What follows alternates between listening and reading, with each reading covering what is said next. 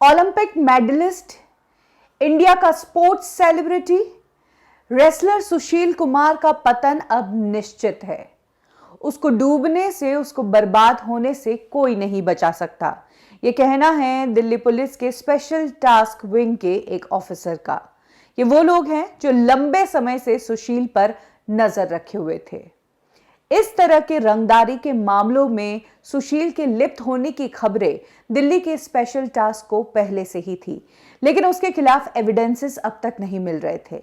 अब जब सुशील कुमार सागर धनकर की हत्या के आरोप में अरेस्ट हो गया है, तो दिल्ली पुलिस वो सभी मामले भी खंगालेगी और जांच करेगी कि आखिर इससे पहले कौन से मामले थे लूटपाट के या मर्डर के जिसमें सुशील इन्वॉल्व था। अब सबसे बड़ा सवाल यह है कि सुशील कुमार, जो कि एक रेसलर है, इतने लोगों के लिए इंस्पिरेशन है, वो इस तरह से गैंगस्टर्स के लिंक में कैसे आया। इसकी शुरुआत हुई एक बिजनेस से, जो बिजनेस सुशील कुमार संभाल रहा था। ये टोल का बिजनेस था और सब जानते हैं कि इस बिजनेस को संभालने के लिए कुछ हट्टे कट्टे लड़कों की जरूरत होती है और तो और कुछ ऐसे लोगों की भी जरूरत होती है जो पैसा वसूल सके या फिर क्रिमिनल बैकग्राउंड से हो। और इसी के चलते सुशील कुमार कांटेक्ट में आया अनिल भाटी के, जो कि एक बहुत बड़े क्रिमिनल सुरेंद्र भाटी का भांजा है। सुरेंद्र भाटी के ऊपर मर्डर के, डराने के, धमकाने के कई सारे केसेस दर्ज है। दिल्ली के इस एसटीएफ ऑफिसर ने बताया कि 2017 में शिव कुमार, जो कि बीजेपी के एक लीडर है, उनकी हत्या कर दी गई थी।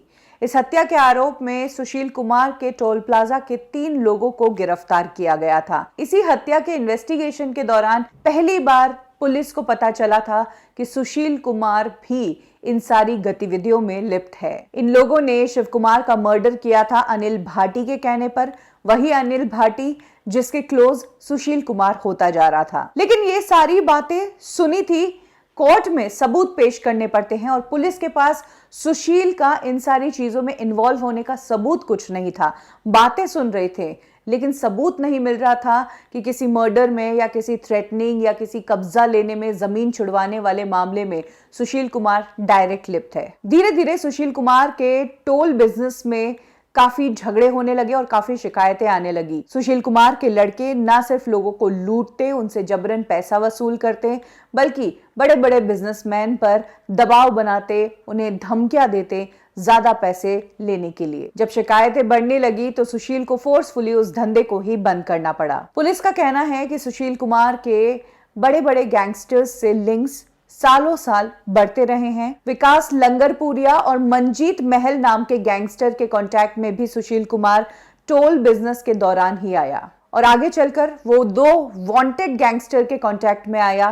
काला जठेड़ी, जो दुबई में छिपा हुआ है, जिस पर 7 लाख का इनाम घोषित किया गया है, ये क्रिमिनल वांटेड है। और दूसरा नीरज बवाना, जो खुद इस वक्त सजा काट रहा है, दिल्ली की तिहाड़ जेल में कैद है, जहां क्राइम ब्रांच ये पता लगाने की कोशिश कर रही है कि आखिर सागर धनकर की हत्या के पीछे कारण क्या था।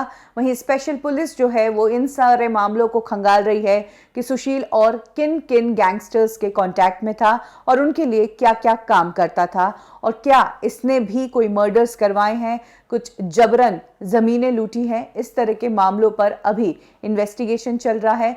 सुशील की कस्टडी बढ़ा दी गई है। दिल्ली पुलिस सुशील को लेकर हरियाणा गई, उनका मोबाइल और वो कपड़े तलाशने जो उन्होंने वारदात के टाइम पहने थे, लेकिन अभी तक दिल्ली पुलिस को ये एविडेंसेस नहीं मिले हैं।